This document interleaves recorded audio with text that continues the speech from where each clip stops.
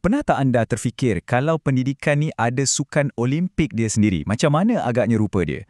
Sebenarnya, benda ni wujud. Setiap beberapa tahun, negara-negara di seluruh dunia akan berentap untuk tengok sistem pendidikan siapa yang paling mantap. Jadi soalan besarnya, dalam Olimpik pendidikan ni, kat mana kedudukan Malaysia sebenarnya? Okey, jadi apa acara utama dalam Olimpik ni? Ada dua yang paling popular, PISA dan TMSS. PISA ni, dia nak tengok budak-budak umur 15 tahun kita boleh tak guna apa yang diorang belajar dalam matematik, sains dan bacaan untuk selesaikan masalah dunia sebenar. TMSS pula lebih kepada nak cek diorang betul-betul faham tak apa yang diajar dalam silibus sekolah. Dua-dua ni kira macam penanda aras global lah untuk kualiti pendidikan sesebuah negara. Dan kat sinilah ceritanya jadi kurang sedap sikit. Walaupun kita ada nampak sikit peningkatan dari tahun ke tahun, hakikatnya markah Malaysia secara konsistennya masih di bawah purata antarabangsa. Dan ini bukan terjadi sekali dua tau. Ia dah jadi macam satu corak yang berulang. Keadaan ini memaksa kita untuk tanya satu soalan yang mungkin tak selesa sikit. Mesti ramai yang terfikir kan, soalan pertama yang muncul dalam kepala kita. Adakah pelajar-pelajar kita ni, puncanya, adakah diorang ni kurang pandai berbanding pelajar dari negara lain? Ini soalan yang sensitif. Tapi kita kena jujur tanya soalan ni dulu sebelum kita boleh cari jawapan yang betul. Jawapan ringkasnya, tak. Bukan salah mereka. Potensi pelajar-pelajar kita ni sama hebat macam pelajar lain di seluruh dunia. Isunya bukan pada siapa yang kita ajar, tapi pada bagaimana kita mengajar dan menilai mereka. Puncanya, sebenarnya, terletak pada sistem itu sendiri. Dan isu sebenar tu boleh kita simpulkan dalam 4 huruf je. KBAT. Ya, KBAT. Saya pasti anda pernah dengar perkataan ni kan? Tapi, adakah kita betul-betul faham apa maksudnya? Dan kenapa ia sangat-sangat penting?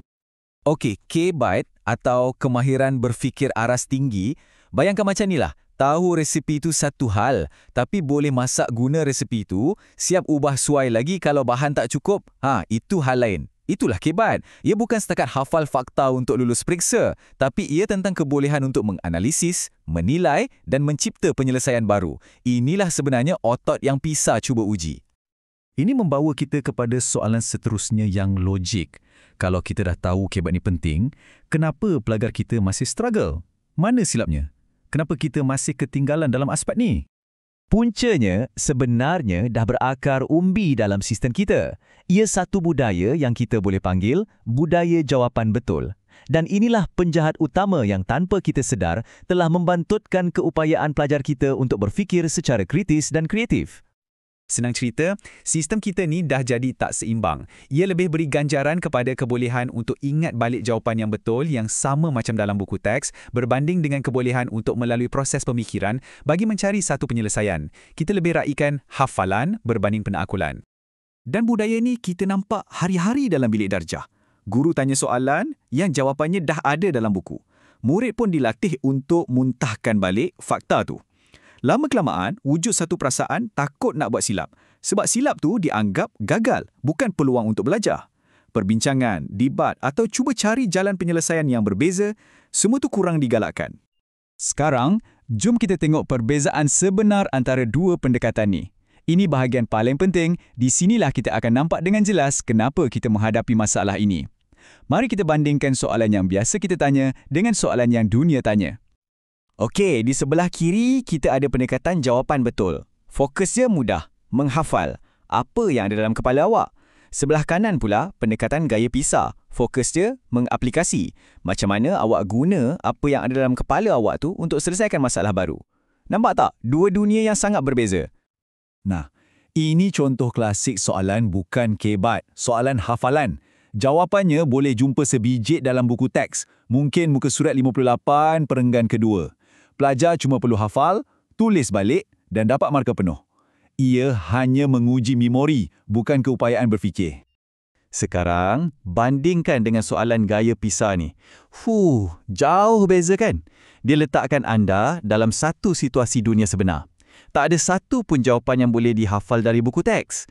Anda kena analisa data, kena fikir pasal bajet, kena fikir secara kritis dan yang paling penting, anda kena justifikasikan atau pertahankan pilihan anda. Inilah dia KBAT dalam tindakan. Kegagalan kita untuk memupuk KBIT secara meluas ni bukan saja menjejaskan kedudukan antarabangsa kita. Sebenarnya, ia mewujudkan satu lagi masalah yang sangat serius di dalam negara kita sendiri, iaitu jurang pencapaian. Dan kita kena faham betul-betul, ini bukan lagi soal markah semata-mata. Kesan daripada sistem ini dirasai secara tak sama rata oleh pelajar-pelajar di seluruh negara kita, dan inilah yang mewujudkan cabaran sosial yang lebih besar untuk masa depan. Buktinya memang jelas dalam data. Keputusan PISA menunjukkan wujudnya satu jurang prestasi yang sangat ketara antara pelajar di bandar dengan pelajar di luar bandar. Secara puratanya, pelajar di kawasan bandar memperoleh markah yang jauh lebih tinggi. Jadi, apa maksud jurang ni? Ia bukan bermakna pelajar di luar bandar tak pandai, tapi ia menunjukkan kemungkinan wujudnya akses yang tak sama rata kepada kaedah pengajaran yang berkualiti, kepada guru-guru yang terlatih untuk mengajar kebat dan kepada sumber-sumber yang boleh asah kemahiran berfikir ni. Ini bukan jurang pencapaian, ini jurang beluang. Jadi, inilah rumusan utamanya. Masalah-masalah terbesar di dunia hari ini, perubahan iklim, krisis ekonomi, pandemik, semua ni tak ada skema jawapan di belakang buku teks. Ia perlukan satu generasi baru yang boleh berfikir secara kreatif, kritis dan fleksibel. Ia perlukan generasi kebat.